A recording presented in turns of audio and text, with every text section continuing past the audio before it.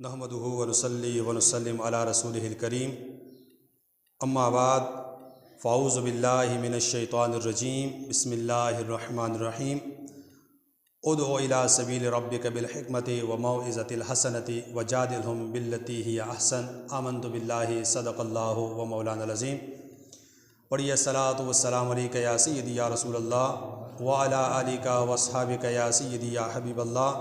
الصلاۃ والسلام علیک یا سیدی یا نبی اللہ وعلی آلک واصحابک یا خاتم النبیین۔ حمد اور درود کے بعد لائق عزت و احترام معزز و مکرم سامعین کرام، السلام علیکم ورحمۃ اللہ وبرکاتہ۔ عزیزان گرامی، قرآن مجید برہان رشید سورۃ النحل کی آیت نمبر 125 تلاوت کرنے کا شرف حاصل کیا۔ بارگاہ رب العزت میں دعا ہے مولا کریم حق اور سچ بیان کرنے، اس پر عمل کرنے اور دوسرے مسلمان بھائی تک پہنچانے کی توفیق عطا فرمائے۔ حضور نبی کریم علیہ الصلاۃ والسلام نے اللہ رب ذوالجلال کی جانب سے دی ہوئی ذمہ داری مخلوق خدا کو ایک وحدہ لا شریک ذات کی طرف بلانے کا جو فریضہ ہے وہ منوعاً صحیح طریقے سے آپ علیہ الصلاۃ والسلام نے ادا کیا، اور آپ علیہ الصلاۃ والسلام نے اپنی مجموعی 63 سالہ زندگی میں اور اعلان نبوت کے 40 سال گزرنے کے 40 سال کے بعد اعلان نبوت فرمانے کے بعد سے لے کر اپنے وصال تک ہر موقع پر لوگوں کو اللہ کی جانب بلایا، اور بلانے کا انداز اور سلیقہ بڑا نرالا ہی اور بڑا عالیشان تھا۔ عالیشان کیوں نہ ہو، رب ذوالجلال نے آپ علیہ الصلاۃ والسلام کی تربیت فرمائی، اور آپ علیہ الصلاۃ والسلام کو مخلوق خدا کو اپنے راستے کی طرف بلانے کے جو طریقے سکھائے، حضور علیہ الصلاۃ والسلام نے انہی طریقوں کو استعمال کرتے ہوئے لوگوں کو، اپنی امت کو اللہ وحدہ لا شریک کی ذات کی طرف بلایا، اور آپ کے بلانے کا انداز بڑا بہترین، بڑا نرالا ہوا کرتا تھا۔ آپ علیہ الصلاۃ والسلام نے فرمایا کہ اللہ تعالیٰ نے مجھے جوامع الکلم عطا فرمائی، یعنی مجھے ایسی خوبیاں عطا فرمائی کہ میں مختصر بات میں طویل بات کہہ دیتا ہوں، اور یہ بڑا فن ہوتا ہے تقریر کے اندر، جیسے کہتے ہیں جامع بات، مختصر اور جامع بات۔ یہ فن اللہ تعالیٰ کسی کسی کو عطا کرتا ہے، لیکن حضور علیہ السلام کو اللہ تعالیٰ نے اس فن سے مزین کیا، تبھی تو آپ نے فرمایا رب نے مجھے جوامع الکلم بنائے، اور ایسے کلمات مجھے عطا کیے کہ جن کا عنوان تو بڑا مختصر ہے، لیکن اگر اس کے موضوع کو مزین کیا جائے تو اس کے ایک ایک نقطے پر پوری کتابیں لکھی جا سکتی ہیں۔ ایسے حدیث حضور علیہ السلام نے پیش فرمائے، اور علماء نے انہی حدیثوں پر بڑی بڑی ضخیم کتب جو ہے وہ تحریر کر کے امت کے سامنے پیش کر کے، اور حضور علیہ السلام کے اس اوصاف جوامع الکلم کو اپنی امت کے سامنے بیان کر دیا کہ رب ذوالجلال نے حضور علیہ السلام کو کتنے عظیم الشان کمالات جو ہے وہ عطا فرمائے تھے۔ اسی کا ذکر رب ذوالجلال نے سورۃ النحل کی اس آیت میں فرمایا ادعو الی سبیل ربک بالحکمت وموعظۃ الحسنۃ وجادلہم باللتی ہی احسن، کہ اپنے رب کے راستے کی طرف حکمت اور عمدہ نصیحت کے ساتھ دعوت دیجیے، اور بہترین طریقے کے ساتھ ان پر حجت قائم کیجیے۔ کہ جب آپ کسی کو رب کے بارگاہ کی جانب بلائیں تو حکمت بری گفتگو کے ساتھ، انمول نصیحتوں کے ساتھ بلایا کریں، اور جب آپ انمول نصیحتوں کا مظاہرہ کر کے امت کی جانب بلائیں گے، رب کی جانب بلائیں گے، تو فرمائے ان پر حجت قائم ہو جائے گی، پھر وہ کسی ہیلے بہانے کا سہارا نہیں لے سکیں گے۔ اور حضور علیہ الصلوۃ والسلام نے اپنے فرامین میں بعض اوقات فرد واحد کو مخاطب کیا، اسی سے گفتگو کی، اور اس گفتگو کرنے کا مقصد یہ ہوتا کہ یہ فرد واحد سے گفتگو کی گئی، یہ بظاہر پوری امت سے گفتگو ہے۔ آپ علیہ السلام نے فرد واحد کسی ایک صحابی کو جو بات بتائی، اس کا مطلب یہ تھا کہ یہ صحابی سے یہ بات آگے امت کو پہنچے، اور بعض اوقات آپ نے جمی امت کو مخاطب کیا، صحابہ اکرام کو نصیحت کے لیے کہ امت کو جمی کو مخاطب کیا، بعض اوقات امت کو نصیحت کرنے کے غرض سے ایک صحابی کو مخاطب کیا، اور اسی میں حضور علیہ الصلوۃ والسلام نے ایک مرتبہ حضرت سیدنا ابو ہریرہ رضی اللہ عنہ سے فرمایا من یاخذ عنی ہؤلاء الکلمات فیعمل بہن او یعلم من یعلم بہن، فرمائے کون ہے مجھ سے چند کلمات، چند نصیحتیں لے لے، پھر اس پر عمل کرے، اور پھر اس بندے کو سکھائے جو اس پر عمل کرنے والا ہو۔ فرمایا ہے کوئی تم میں سے؟ اب حضور نے جمی کو خطاب کیا، ایک مجمع کے اندر اعلان فرمایا کہ تم مجمع میں سے کوئی ایسا بندہ ہے جو مجھ سے کچھ باتیں لے لے، میں اسے کچھ نصیحتیں کروں، پھر ان نصیحتوں پہ وہ خود عمل کرے۔ اب دیکھو عمل کی بات پہلے، عمل کرے، عمل کرنے کے بعد اس بندے کو بتائے جو اس پر عمل کرنے والا ہو۔ ابو ہریرہ میدان میں آئے، کہا حضور میں لینا چاہتا ہوں۔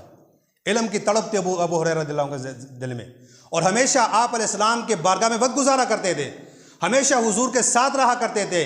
کس غرض سے رہا کرتے تھے؟ تاکہ مجھ سے حضور کی کوئی حدیث چھوٹ نہ جائے، حضور جو بات کرے سب سے پہلے میں لینے والا بنوں جاتی۔ تو ابو ہریرہ فرمایا حضور میں لوں گا آپ سے۔ فرمایا سن ابو ہریرہ، پھر میں تمہیں جو باتیں بتاتا ہوں۔ ایک فرمایا اتقی المحارم تکن اعبد الناس، فرمائے تو حرام چیزوں سے بچو، حرام سے اپنے آپ کو بچاؤ، سب سے بڑے عبادت گزار بن جاؤ گے۔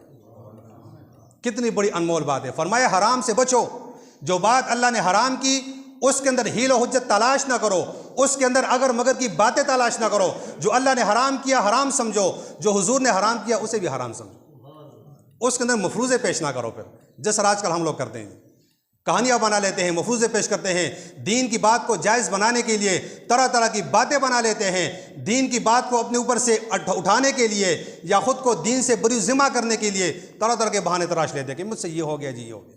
ایک نماز نہیں پڑھتے، کیا ہو گیا جناب؟ میرے سر میں درد ہو گیا جی، میری طبیعت ٹھیک نہیں ہے جی، میرے سر میں درد ہے، مجھ پر بخار ہو گیا جی، مجھے جناب والا کوئی طبیعت میری خراب ہے۔ لیکن اگر اسی بندے کو میں یقین سے اگر کسی دنیاوی فائدے کے لیے اٹھایا جائے تو یہ ساری بیماریوں کو یہاں پہ رکھے گا۔ کرتے کہ نہیں کرتے؟ گھر میں ایک مہمان آتا ہے، ہم کہتے یار مہمان آ گیا اسی لیے میں نماز کو نہیں آ سکا، گولی مارو ایسے مہمان کو جو تجھے نماز سے دور کرے کہ نہ کرے۔ فرمائے گھر میں مہمان ہے، میں نماز نہیں پڑھ سکتا۔ اچھا جی، گھر میں شادی بیاہ کی محفل ہے جی، سارے لوگ اس میں مصروف ہیں، نماز کے لیے کوئی دھیان نہیں دے، کیوں نہیں دیتا؟ وہ مہمان ناراض ہو جائیں گے، اللہ ناراض ہو جائے، کوئی پرواہ نہیں ہے۔ تو فرمائے کہ یہ تو مومن کی صفت نہیں ہے، تم کبھی عبادت گزار کامیاب بن نہیں سکتے جب تک تم حرام کو چھوڑو گے نہیں اور حلال پہ عمل نہیں کرو گے، اس کے اندر ہیلے بہانے تلاش نہیں کرو گے۔ الحلال بین والحرام بین، حضور نے فرمایا حرام بھی واضح ہو چکا ہے، حلال بھی واضح ہو چکا ہے، اب اس کے اندر تمہیں اجتہاد کرنے کی ضرورت تمہاری نہیں ہے۔ اجتہاد وہی بندہ کرے گا جو اس کا ملکہ رکھتا ہو، پھر وہ اجتہاد کرے گا، اس سے مسائل کو اخذ کرے گا، لیکن حلال کو حرام اور حرام کو حرام نہیں کہہ سکتا۔ حرام ہو چکا ہے، حلال ہو چکا ہے۔ فرمایا جو چیزیں اللہ نے منع کر دی ہیں اس سے دور رہو، اور جو چیز کا اللہ نے حکم دیا ہے اسے بغیر ہی لو حجت کے کر لیا کرو۔ فرمایا تم سب سے بڑے عبادت گزار بن جاؤ گے۔ نبی کریم علیہ الصلوۃ والسلام نے آگے فرمایا وردہ بما قسم اللہ لکا تکن اغنی الناس، فرمائے جو اللہ نے تمہارے لیے مقرر کیا ہے اسی پر قناعت کرو، جب تم اسی پر قناعت کرو گے سب سے بڑے غنی بن جاؤ گے۔ کتنی حکمت آموز بات ہے۔ فرمایا جو تمہارے نصیب میں ہے اسی پر راضی رہو، جو اللہ نے تمہارے لیے لکھ لیا ہے اسی پر قناعت کرو۔ وقت سے پہلے نہیں ملتا، نصیب سے زیادہ نہیں ملتا۔ فرمایا جو تیرا نصیب ہے وہی تجھے ملے گا، اگر آسمان پھٹے گا پھر تمہیں ملے گا، زمین پھٹے گی پھر تمہیں ملے گا۔ جو اللہ نے مقرر کیا کوئی تجھ سے روک نہیں سکتا، جو اللہ نے روکا کوئی تمہیں دے نہیں سکتا۔ لیکن آج ہمارے معاشرے میں مایوسی بھی بہت زیادہ ہے، طرح طرح کی باتوں پہ ہم مایوسی کا اظہار کر لیتے ہیں۔ یہ گزشتہ جمعہ میں نے کچھ باتیں آپ کو سامنے بیان کی تھی، مایوسی ہم کیوں کرتے ہیں، یہ بدشگونی بدفعلی ہم کیوں نکالتے ہیں۔ حضور نے فرمایا کہ جو تمہارے نصیب میں ہے تمہیں ضرور ملے گا، اگر تمہارے نصیب میں نہیں ہے تم جتنی مرضی کوشش کرو وہ تمہارے پاس آنے والا نہیں ہے۔ فرمایا اللہ پر توکل رکھو، جو تجھے اللہ نے دیا اسی پر راضی رہو، اسی کے اندر قناعت کرو، کیونکہ حضور نے فرمایا حدیث قدسی کا مفہوم ہے، رب ذوالجلال نے فرمایا کہ ایک میری پسند ہے، ایک میرے بندے کی پسند ہے۔ دو باتیں ہیں، ایک چیز کو میں پسند کرتا ہوں، دوسرا میرا بندہ پسند کرتا ہے۔ میرے بندے کے دل میں یہ بات ہوتی ہے کہ اسے وہ ملے جو وہ پسند کرتا ہے، اور میں چاہتا ہوں کہ اسے وہ ملے جو میں پسند کرتا ہوں۔ فرمایا سنو اس بات کو، کامیابی اسی میں ہے جو میری پسند ہے۔ فرمایا بندے کی بہتری اسی میں ہے جو میں نے اس کے لیے پسند کیا ہے۔ فرمایا بندے کے لیے دنیا کے اندر پرسکون زندگی گزارنے کے گر اسی کے اندر ہے جو میں نے اسی لیے پسند کیا ہے۔ فرمایا جو میرے پسند پہ راضی ہو گیا، فرمایا یہ توکل والا بن گیا۔ اور سورہ انفال کے ابتدائی آیت میں رب ذوالجلال نے مومنین کی جو صفات فرمائی ان میں فرمایا وَعَلَىٰ رَبِّهِمْ يَتَوَكَّلُونَ، مومن وہی بندہ ہے کہ جو اللہ پر بھروسہ رکھتا، توکل رکھتا ہے اللہ پہ، جو اللہ نے اسے دیا اسی کے اندر کیا رہے، راضی رہے، تو لہٰذا اس پر راضی رہنا چاہیے۔ آگے حضور نے فرمایا تیسری نصیحت وَحْسِنْ إِلَىٰ جَارِكَ تَكُنْ مُؤْمِنًا، فرمایا اپنے پڑوسی سے اچھا سلوک کرو، کامل مومن بن جاؤ گے۔ کامل مومن کا معیار ایک پڑوسی کو قرار دیا گیا ہے۔ یہ تو ہم کو سمجھتے نہیں ہے نا پڑوسی کو، ہم کہتے ہیں پڑوسی کیا چیز ہے جی، پڑوسی میرے پڑوس میں رہتا ہے، یہ کون سی بڑی آفت آ گئی جی۔ ہم تو پڑوسی کو کچھ سمجھتے نہیں ہیں، نہ ہی اس کے حقوق کا خیال رکھتے ہیں، نہ ہی جناب والا اس کی زندگی کے اندر جو مشکلات ہمارے دست و بازو سے جو آتی ہے نہ ہی اس کو دور کرنے کا خیال رکھتے ہیں۔ حضور نے فرمایا سنو، جب تم پڑوسی کے ساتھ اچھا سلوک کرو گے تم کامل مومن بنو، وگرنہ تمہارے لیے بہت مشکل ہے، یہ مومن بننا اتنا آسان نہیں ہے۔ مسلمان تو بن جائیں گے، ایک ہوتا ہے مسلمان، ایک ہوتا ہے مومن۔ مسلمان تو ہم سب اللہ کے فضل سے، لیکن اگر مومن کی جگہ جب ہم آئیں گے اور مومن کے لیے جو پیمانہ حضور نے مقرر کیا ہے، جب اس پیمانے کو اٹھائیں گے تو کوئی بن اس کے وزن پہ پورا نہیں اترے گا۔ تو فرمایا تم مومن بنو۔ رب نے قرآن مجید میں جا بجا مومنین کا خطاب کیا ہے، مسلمین کا نہیں کیا، مسلمین کا کم کیا ہے، مومنین کا یا ایھا المومنون، یا ایھا المومنون، اے ایمان والو، اے ایمان والو۔ فرمایا ایمان والا وہ ہے، اس کی ایک خوبی یہ ہوگی کہ وہ اپنے پڑوسی کے ساتھ اچھا سلوک کرے گا۔ حضور نے فرمایا کہ یہ پڑوسی جو تمہارے پڑوس میں رہتا ہے یہ تمہارے ایمان کا گواہ ہے، تمہارے ایمان کا گواہ ہے۔ فرمایا جس کے بارے میں اس کی پڑوسی نے کہا کہ یہ اچھا بندہ ہے، اللہ فرماتے لکھ لو اسے اچھا، یہ بن گیا جائے، کیونکہ پڑوسی نے اس کے بارے میں کہا کہ یہ اچھا ہے تو یہ اچھا لکھ لو اسے۔ جس کے بارے میں پڑوسی نے کہا کہ یہ برا ہے، فرمایا اسے برا لکھ لو، یہ ہو گیا برا، کیونکہ پڑوسی نے اسے برا کہا۔ فرمایا پڑوسی تمہارے ایمان کا گواہ ہے، لہٰذا پڑوس میں ہمارا جو پڑوسی رہتا ہے اس کے حقوق کا خیال رکھا کرو۔ فرمایا مومن کا بھائی ہے، وہ اس پر ظلم بھی نہیں کرے گا، اس کی عزت کو بھی پامال نہیں کرے گا، اس کی پگڑی بھی نہیں اچھالے گا، اس کی عزت کو داغدار بھی نہیں کرے گا۔ فرمایا اپنے ہاتھ اور زبان کی تکلیف سے جب تک وہ کسی مومن کو محفوظ نہیں رکھے گا، فرمایا یہ مومن بن ہی نہیں سکتا۔ بن تو کیا، یہ مومن کے میم تک کو بھی نہیں پہنچا۔ جب تو پڑوسی سے اچھا سلوک کرے گا، اچھا برتاؤ کرے گا، اللہ تعالیٰ تجھے ایمان والوں کے صف میں شامل کر دے گا۔ آگے فرمایا واحب الناس ما تحب لنفسک تکن مسلما۔ فرمایا بندے کے لیے وہ پسند کر دوسرے کے جو تو اپنے لیے پسند کر، تو مسلمان بن جائے گا۔ دیکھو جی، ایک مرتبہ مومن کہا، دوسری مرتبہ مسلمان کہا۔ فرمایا دوسرے مسلمان کے لیے وہ پسند کر جو تو اپنے لیے پسند کرتا ہے، فرمایا تو مسلمان بن جائے گا۔ اگر تیرے ذہن میں اس طرح کی بات ہے کہ جو تو اپنے لیے پسند کرتا ہے دوسرے کے لیے پسند نہیں کرتا، فرمایا تو سن، تو بھی مسلمان بھی نہیں بنا۔ مومن تو بڑی دور کی بات ہے، تو مسلمان بھی بننا ہے۔ آج ہم کہتے ہیں کلمہ پڑھو بندہ مسلمان بن گیا، نمازیں پڑھو مسلمان بن گیا، دین اسلام پہ باقی چلو مسلمان، پڑوسی کو مارو گولی، پڑوسی کو ستاؤ، مسلمان بھائی کو ستاؤ، اس کی پگڑی اچھالو، اس کو گلیوں میں گھسیٹو، اس کے عزت کا خمیازہ بنا کے چھوڑو، اس کے عزت کو داغدار کر دو۔ فرمایا تو بھی مسلمان ہی نہیں بنا۔ مسلمان تو مسلمان تبھی بنے گا جب تیرے دل میں اپنے لیے جو چاہتے وہ دوسرے کے لیے بھی تو پسند کرے گا۔ کیا ہم اپنے لیے بے عزتی پسند کرتے ہیں؟ کوئی بندہ ہماری بے عزتی کرے؟ کبھی نہیں پسند کرتے۔ کیا ہم یہ چاہتے کوئی بندہ ہمارے سر بازار ہماری بے عزتی کرے؟ کبھی پسند نہیں کرتے۔ کیا کوئی بندہ یہ چاہتا ہے کہ میری جو کمزور پوائنٹ ہوگا، جو میرے اندر کمزوری ہے، اس کا ذکر دوسرے بندے کے سامنے کوئی چاہتا ہے؟ کوئی نہیں چاہتا۔ تو فرمایا جب تم اپنی بے عزتی کو پسند نہیں کرتے، مسلمان کی بے عزتی کیسے کرتے ہو؟ سمجھتے ہو بات کو؟ توجہ ہے کہ نہیں ہے؟ فرمایا جب تم اپنی بے عزتی کو پسند نہیں کرتے، دوسرے کی بے عزتی کیوں کرتے ہو؟ جب تم اپنی پگڑی اچھالنا پسند نہیں کرتے، دوسرے کی کیوں اچھالتے ہو؟ فرمایا جب تم اپنی ماں بہن بیٹی کی عزت کا تحفظ چاہتے ہو تو دوسرے کی بہن کی طرف میلی آنکھ سے کیوں دیکھتے ہو؟ فرمایا جب تم اپنے والدین کے مقام کو بلند چاہتے ہو تو دوسرے کے والدین کی بے قدری کیوں کرتے ہو؟ فرمایا جب تم اپنے گھر کو پرامن دیکھنا چاہتے ہو تو پھر تم دوسرے کے گھروں کو پرامن کیوں نہیں دیکھنا چاہتے؟ فرمایا یہ تو مسلمان کا ایک معیار مقرر کیا کہ جب تمہارے دل کے اندر اس طرح کی بات نہیں ہوگی کہ جو بات تو اپنے لیے پسند کرے دوسرے کے لیے پسند نہ کرے، فرمایا تو بھی مسلمان ہی نہیں ہے۔ فرمایا تم بلائی اپنے لیے بھی پسند کرو، دوسرے کے لیے بھی پسند کرو۔ اگر تو اپنے لیے بلائی پسند نہیں کرتا پھر بھی دوسرے کے لیے تو بلائی پسند کر، تو تبھی مسلمان بنے گا، وگرنہ تو مسلمان کے پاس ابھی پہنچ بھی نہیں سکتا۔ آگے حضور نے فرمایا لا تکثر الضحک فإن کثرۃ الضحک تمیت القلب۔ فرمایا زیادہ ہنسا نہ کرو، جب تم زیادہ ہنستے ہو تمہارا دل مردہ ہو جاتا ہے۔ دل ہمارے مردہ ہو چکے ہیں زیادہ ہنسنے کی وجہ سے۔ حضور نے فرمایا کہ تبسم کیا کرو، مسکرایا کرو، سنت پہ حضور بھی مسکرایا کرتے تھے۔ فرمایا جب تم ہنستے ہو، کہہ کے کہا لگاتے ہو، فرمایا اس ہنسنے سے تمہارا دل مردہ ہو جاتا ہے۔ فرمایا جس کا دل مردہ ہو گیا اس کے دل کے اندر پھر نیکی داخل نہیں ہوتی، اس کا دل پھر ہمیشہ سیاہ ہو جاتا ہے۔ تو آج یقیناً اس 5 باتوں کو جب ہم دیکھتے ہیں، ان 5 باتوں کا جب ہم موازنہ کرتے ہیں تو ہماری زندگی ان 5 باتوں پہ گزرتی ہے کہ نہیں گزرتی؟ تو یہ برکتیں کہاں سے آئے گی؟ یہ دلی سکون کہاں سے ملے گا؟ معاشرے کا سکون کیسے بنے گا؟ یہ معاشرے کا پرامن زندگی ہمیں کیسے میسر ہوگی؟ فرمایا یہ دین سے ملے گی۔ دین پہ جب آؤ گے، دین پہ جب عمل کرو گے، دین کے لیے تن من دھن کی جب بازی تم لگاؤ گے، فرمایا تم مومن بھی بنو گے، مسلمان بھی بنو گے، مسلمان بنو گے تو مومن بنو گے، مومن بنو گے تو مسلمان بنو گے۔ فرمایا جب مسلمانوں کی خوبیاں اور مومنین کی خوبیاں تمہارے اندر جمع ہوں گی تو اللہ تعالیٰ تمہارے دل کو ایمان سے کرے گا، ایسا ایمان کہ اللہ تعالیٰ حضور نے فرمایا کہ ابدلتہ ایمانا، یجد خلاوتہ فی قلبہ، فرمایا اس کا دل میں اللہ ایک نیا ایمان دیتا ہے جس کی مٹاسی دل میں محسوس کرتا ہے۔ آج ہمارے دل مر چکے ہیں، مردہ دلوں کے ساتھ ہم بیٹھے ہیں یہاں پہ، دنیا ہم زندگی مردہ دلوں سے گزارتے ہیں، عید بھی منا لیتے ہیں، عید کے اجتماعات میں شرکت بھی کر لیتے ہیں، دینی محافلوں کو بھی اٹینڈ کر لیتے ہیں، لیکن آتے جیسے ہیں جاتے ویسے نہیں ہیں ہم۔ ہونا تو یہ کہ جب ہم کسی محفل میں آئیں کوئی دین کی بات سن ہمارے دل کی دنیا بدل جائے، بدلتی تو نہیں ہے، کیوں نہیں بدلتی؟ اندر دل کی دنیا ویران ہو چکی ہے، دل ہمارا سیاہ ہو چکا ہے۔ فرمایا جب تمہارا دل سیاہ ہو چکا ہے تو دین کی بات تمہارے سر کے اوپر سے پھر گزرتی، تو ہمارے بھی سر کے اوپر سے گزرتی ہے۔ تو اس لیے زین گرامی اس اجتماع کے اندر بیان کرنے کا مقصد یہ جو 5 باتیں میں نے بیان کی، اس کا مقصد یہ ہے کہ ہم اپنی زندگی کو دین کے مطابق گزاریں۔ جب ہماری زندگی دین کے مطابق گزرے گی اللہ تعالیٰ کی جانب سے برکت و عنایت کا نزول ہمارے اوپر ہوگا۔ تو جب برکتیں ہوں گی ہمارے گھریلو زندگی بھی پرسکون ہوگی، محلے کی زندگی بھی پرسکون ہوگی، اور ہماری علاقائی زندگی بھی پرسکون ہوگی۔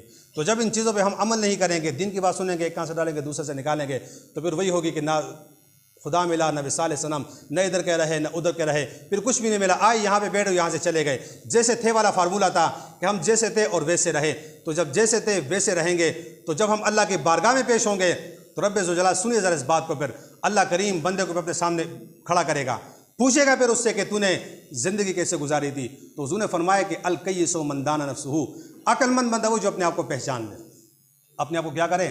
پہچان لے۔ ابھی تو ہم نے خود کو پہچانا بھی نہیں کہ ہم کس مقصد کے لیے پیدا ہوئے، کس مقصد کے لیے آئے، کرنا کیا چاہیے ہمیں، کر کیا رہے ہیں۔ فرمایا جب مقصد کو نہیں پہچانیں گے، مقصد کو جب چھوڑ کے ہم دنیا سے جائیں گے تو ہماری آنے والی زندگی برباد ہو جائے گی۔ تو اللہ کریم کے جناب دعا کہ جو کچھ ہم نے بیان پر ہمیں عمل کرنے کی توفیق عطا فرمائے۔ آپ جانتے ہیں کہ کافی 6-7 مہینے ہو چکے اہل فلسطین، اور ہم پھر اس بات کا اعادہ کرتے ہیں، دہراتے ہیں اس بات کو کہ عید تو ہم دل کے اوپر سے مناتے ہیں، اندر کی کیفیت تو ایک ہم جانتے ہیں، اللہ جانتا ہے۔ نئے کپڑے پہنے صرف فرضی طور پہ پہنے، عید کی تیاری فرضی طور پر کی ہے، لیکن آج بھی ہمارے دلوں کے اندر ہمارے ان مظلوم بھائیوں کی طلب ابھی موجود ہے۔ ہم اس بات کو بیان نہیں کر سکتے کہ اس کی کیفیت کیا ہے۔ ایک بندے نے کہا نا کہ کوئی ایسا مولوی دیکھا جس نے فلسطین پہ بات کی ہو، میں نے کہا کوئی ایسا دیکھا جس نے بات نہ کی ہو۔ میں 2 نمبر مولویوں کی بات نہیں کرتا، میں دین کے سوداگروں کی بات نہیں کرتا، میں دین فروشوں کی بات نہیں کرتا۔ مذہب کے لبادے میں بھی دین فروش موجود ہوتے ہیں، مذہب کے لبادے میں بھی دین کے دشمن موجود ہوتے ہیں، لیکن مجھے کوئی ایسا مخلص مولوی بتا کہ جس نے فلسطین پہ بات نہ کی ہو۔ ارے جناب تو اب سمجھا کہ جب وہاں پر جنگ شروع ہو چکی ہے۔ علماء تو تب سے ہیں کہ جب سے اسرائیل کی ناجائز ریاست کی بنیاد 1947 میں لگی تھی، تب سے لے کر آج تک ملک کے مخلص علماء اس چیز پہ بات کر رہے ہیں۔ اور آج اس پلیٹ فارم سے، اس عید کے اجتماع سے ایک بار پھر ہم اپنے فلسطینی بھائیوں کو یہ باور کرانا چاہتے ہیں کہ اگر ہمارے پاس طاقت ہوتی تو تمہیں کبھی یہ دن نہ دیکھنا پڑتا۔ اللہ کے فضل سے ہمارے پاس اگر طاقت ہوتی، کیوں تم تو بے بس، ہم تو کچھ نہیں کر سکتے، ہم تو ایک افسوس ہی کر سکتے ہیں۔ ہمارے حکمران نااہل، ہمارے اوپر ارباب اقتدار نالائق سے نالائق ترین لوگ اوپر بیٹھے ہوئے کہ جو اپنے آپ کا، اپنی ذات کا سوچتے ہیں۔ ملک کی عوام کا جو بندہ نہیں سوچتا تو وہ مسلم امہ کا کیا سوچے گا؟ عوام پہ کیا بیت رہی ہے اور اوپر اپنی عیاشیاں کیا چل رہی ہیں۔ روز اپنے لیے نئے نئے قوانین بنا کر اپنی عیاشیوں میں اضافہ کرتے ہیں اور عوام پر جناب والا کیا قیامت ڈھا رکھی ہے۔ تو جو حکمران اپنے ملک کے عوام کا خیر خواہ نہیں ہوتا تو مسلم امہ کا خیر خواہ کیسے بنے گا؟ حضور نے فرمایا کہ مسلمان کی ذات جسد واحد کی طرح ہے۔ ایک مسلمان اگر تکلیف میں ہوتا ہے تو دنیا کے دوسرے کونے میں رہنے والا مسلمان غمگین ہونا چاہیے۔ آج تو ہم سے ایک اسرائیلی پروڈکٹ بائیکاٹ نہیں ہوتا، اسرائیلی مصنوعات کو ہم چھوڑ نہیں سکتے۔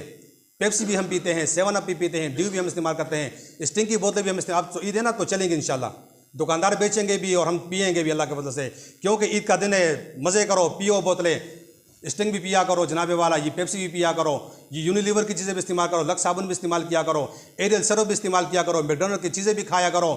بابا جی خادم حسین نذیر رحمۃ اللہ فرمایا کرتے تھے اگر مسلمان کے اندر غیرت ہوتی تو فرمائی یہودیوں کی ساری پروڈکٹ جو ہے وہ اسٹوروں کے اندر جو ہے وہ خراب ہو جاتے، لیکن مسلمان اس چیز کو ہاتھ نہ لگاتے۔ ہمارے دکاندار کہتے ہیں کہ مجبوری ہے، کیا کریں، کمانا بھی تو پڑتا ہے، پیسوں کی بھی تو ضرورت ہے۔ میں نے کہا گولی مارو ایسے پیسوں میرے۔ جب ہم ایک پروڈکٹ کا بائیکاٹ نہیں کر سکتے، حضور نے فرمایا کہ جہاد کے بہت سارے طریقے ہیں، یہ نہیں کہ تم تلوار اٹھاؤ گے نکلو گے میدان میں، اگر طاقت ہے تو نکلو، جاؤ، فضربوا فوق الاعناق، ان کفاروں کو گردنوں کے اوپر مارتا کہ سمجھ آئے کہ بھئی اسلام کے خلاف اٹھنے کا مزہ پھر کیا ہوتا ہے۔ اگر طاقت نہیں تو پھر کیا کرو گے؟ فرمایا انہیں مالی طور پہ کمزور کرو۔ یہ سورہ انفال میں رب نے فرمایا کہ اے مومنو تم کافروں کو مالی طور پہ کمزور کرو۔ مالی طور پہ کیسے کمزور کریں گے؟ ان کے پروڈکٹ ہم بائیکاٹ کریں گے۔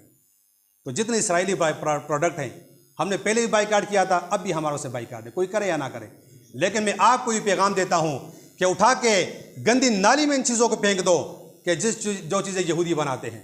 ہم اگر جہاد میں جا نہیں سکتے، اگر جانا چاہتے تو اللہ کے فضل سے ہم چلے جاتے، لیکن چونکہ ہم جا نہیں سکتے، مجبور ہیں، ہاتھ ہمارے بندھے ہوئے ہیں، یہ ملکی قوانین ایسے بنے ہوئے کہ ہم جا نہیں سکتے، مجبور ہیں۔ کوشش تو کرتے کہ کوئی موقع ملے تو ہم اس موقع کو ہاتھ سے نہیں جانے دیں گے، لیکن ہم اتنا تو کر سکتے ہیں کہ ہم اسرائیلی مصنوعات کو استعمال نہیں کریں گے۔ پیپسی کی بوتل ہم نہیں پئیں گے انشاءاللہ۔ پئیں گے آپ لوگ کہ نہیں پئیں گے؟ ہاتھ اٹھا کے یزیدی کا اظہار کریں۔ ہم ڈیو کی بوتل نہیں پئیں گے، ہم جتنی مشروبات ہیں ان کا استعمال نہیں کریں گے، اسٹنگ کی بوتل کو تو ہم ہاتھ بھی نہیں لگائیں گے انشاءاللہ۔ یہ جتنے نوجوان یہ اسٹنگ کے شوقین ہیں نا، سارے اسٹنگ بوتل پیتے ہیں صرف ایک ٹیسٹ لینے کے لیے، دکاندار بیچے گا نہیں، جس کے دکان میں پڑھی اٹھا کے باہر پھینک دے۔